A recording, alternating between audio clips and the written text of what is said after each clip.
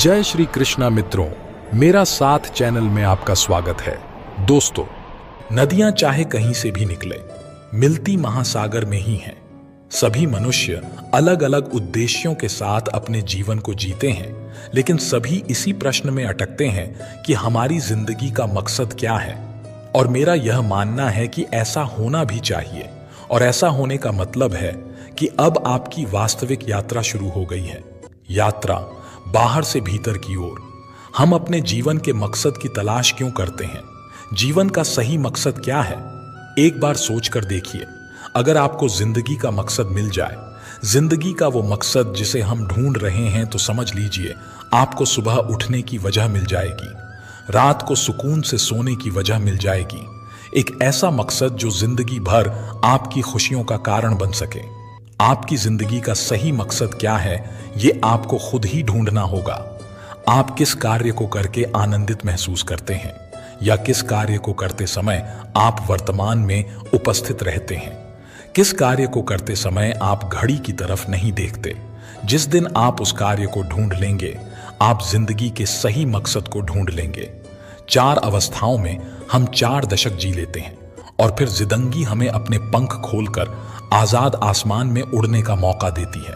तो बस जिंदगी को इसी मकसद के संग आलिंगन करिए, जैसे आज का दिन आज आपकी इच्छाओं का है, आज का दिन आपके हर एक सपने पूरे होने का है, आज का दिन खुशियों का है, आज का दिन हर उस रंग को खुद में समेट लेने का है जो आपका बेहद पसंदीदा है। जिंदगी का मकसद हर उस पल खुद को समेट लेना है जो आज है और अभी है। उन पंखों को खोलकर उड़ना है जो तुम्हारे हैं। जी लो उसे अपने मकसद के साथ जो तुम हो। क्या आप एक हैप्पी और सेटिस्फाइड लाइफ जीने के लिए परेशान हैं? क्या आप अक्सर चिंता करते हैं कि क्या आप अपनी लाइफ के असली पर्पस को जी रहे हैं? क्या आप एक ऐसी जॉब में फंस गए हैं जो आपका पैशन नहीं है? आपकी जिंदगी का पर्पस क्या है? आपके दुनिया में आने का रीजन क्या? हर इंसान का कम से कम एक मकसद होता ही है, जो कि उन्हें खुद को समझने के बाद ही मिल पाता है। खुद की जिंदगी का मकसद मिलना बहुत मुश्किल होता है। लोगों की पूरी जिंदगी इसे ढूंढने में निकल जाती है। आपको जानकर आश्चर्य होगा कि आपका भी एक मकसद है। सबसे पहले अपनी लाइफ में एक क्लियर पर्पस ढूंढो। यह एक बेहतर जॉब ढूंढना, घर खरीदना, एक स्पेशल खाना पकाना, या एग्जाम पास करने जितना छोटा भी हो सकता है। इससे हमें एक्टिव रहने में मदद मिलती है, क्योंकि हमारे गोल चाहे कितने भी बड़े हों या छोटे, वे हमें आगे बढ़ने की प्रेरणा देते हैं, जिससे हमें एक्टिव और खुश रहने में मदद मिलती है। लेकिन कुछ भी शुरू करने के लिए सबसे पहले उसके बारे में जानना और पर्पस डिसाइड करना उतना ही जरूरी है जितना हेल्थ, वेल्थ या बिजनेस को शुरू करने के लिए टाइम एलोकेट करना। कई बार ऐसा होता है कि अपने भाग दौड़ भरे जीवन में हम अक्सर उन कुछ सबसे जरूरी पलों को फील करने से चूक जाते हैं जो हमें अच्छे लगे थे या करना जरूरी थे। तो अगली बार से जैसे भी मौका मिले, उन पलों को जीने पर ध्यान देना चाहिए। हम शायद ही कभी नोटिस करते हैं कि हम आज में कितना अच्छा कर सकते हैं। इसकी बजाय फ्यूचर के बारे में परेशान होते रहते हैं। इसलिए समय निकाल कर और यह सोचना कि मैं लाइफ में कहाँ हूँ, कहाँ पहुंचना चाहता हूं और उसके लिए क्या क्या जरूरी काम करने हैं। इससे प्रेजेंट और फ्यूचर दोनों में इंसान को हैप्पीनेस और मन की शांति को पाने में मदद मिलती है। जिंदगी क्या है? कुछ वक्त का एक कारवां है जो चल पड़ता है किसी अनजान मंजिल को पाने के लिए। समय के साथ साथ मंजिलें भी बदलती रहती हैं, रास्ते बदलने पड़ते हैं इन मंजिलों तक जाने के लिए। बचपन, जवानी, बुढ़ापा कुछ पड़ाव हैं जिंदगी के रास्ते में। इन पड़ावों से गुजरना पड़ता है जिंदगी बिताने के लिए। बहुत से साथी मिलते रहते हैं, कुछ विछड़ भी जाते हैं, मगर रुकना मना है बिछड़ों को वापस लाने के लिए।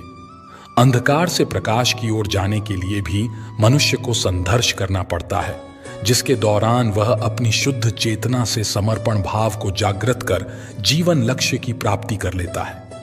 ऐसे संघर्षवान व्यक्ति की ईश्वर भी सहायता करता है, बशर्ते वह सच्ची लगन व उत्साह के साथ सार्थक जीवन के प्रति संकल्पकृत है और उसकी आंखें निर्धारित लक्ष्य पर केंद्रित हैं। जीवन सहज नहीं, एक संघर्ष है। कठिनाइयां एवं बाधाएं जीवन के अंग हैं। इनसे भयभीत होकर कर्तव्य पथ से पलायन कर देने का अर्थ होगा अपने जीवन मूल्य को नष्ट कर देना। सत्य तो यह है कि कठिनाइयों और दुखों पर विजय प्राप्त करके ही मानव ने इस भौतिक संसार का इतना ऊंचा विकास किया है। त्रेता युग में श्री राम को 14 वर्ष का वनवास मिला था और फिर लंका पर विजय प्राप्त करने के पश्चात लौटने पर राजगद्दी मिलते ही उन्हें सीता जी के निष्कासन पर एकला जीवन लेना पड़ा था।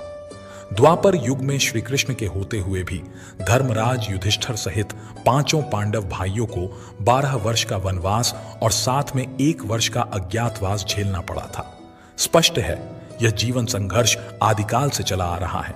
अतः सुंदर जीवन बनाने के लिए हमें संघर्ष के बीच तो रहना ही होगा, बाधाओं को पार करते हुए आगे बढ़ना होगा और तभी हम अपने जीवन उद्देश्य की पूर्ति कर पाएंगे।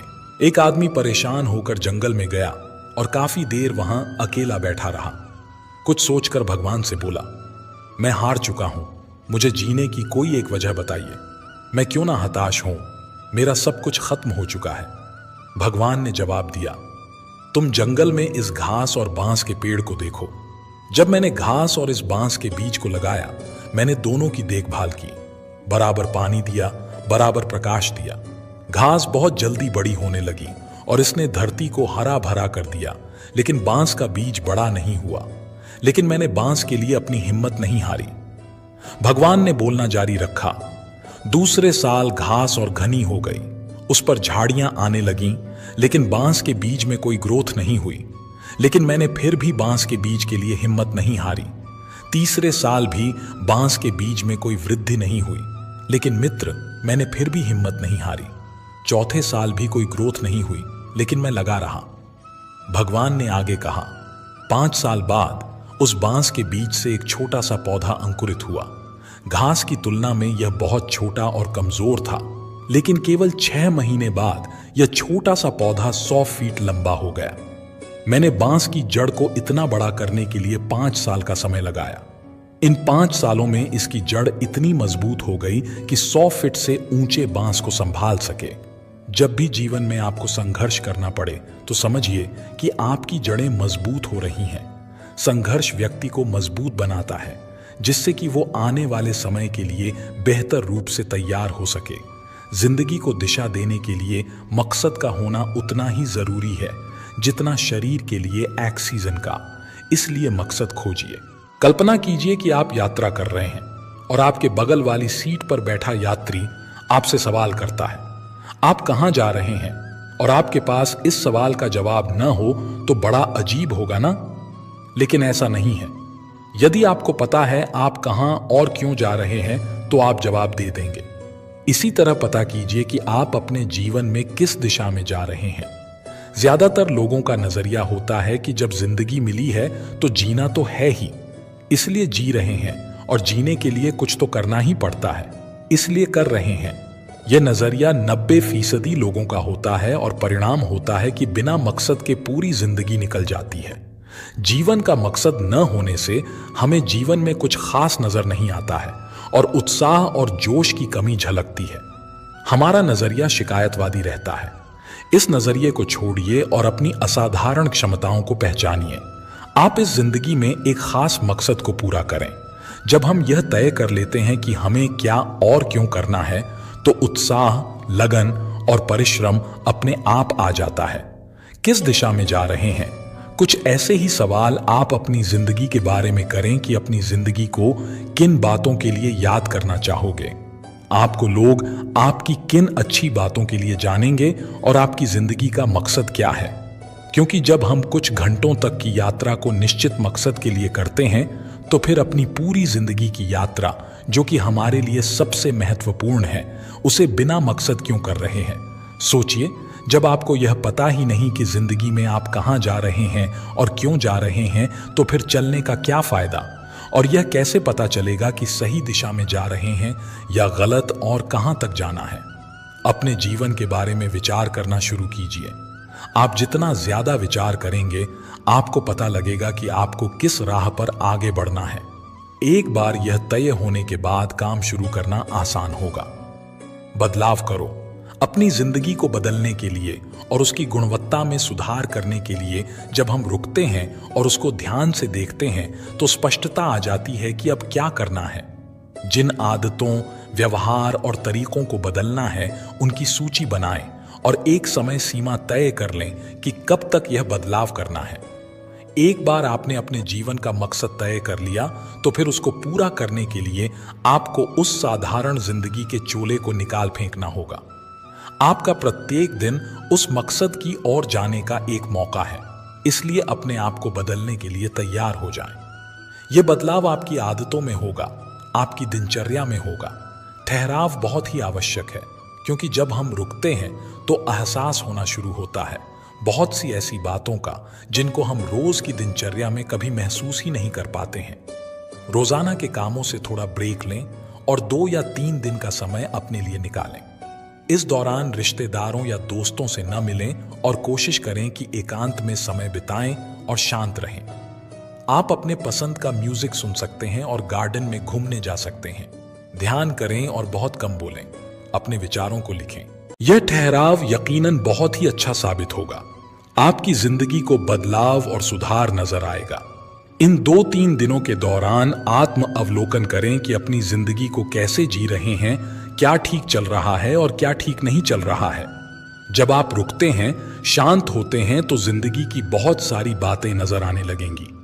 अपने आप से सवाल करें कि मैं अपनी जिंदगी को किस तरह जीना चाहता हूं। लोग मुझे किस लिए याद करेंगे।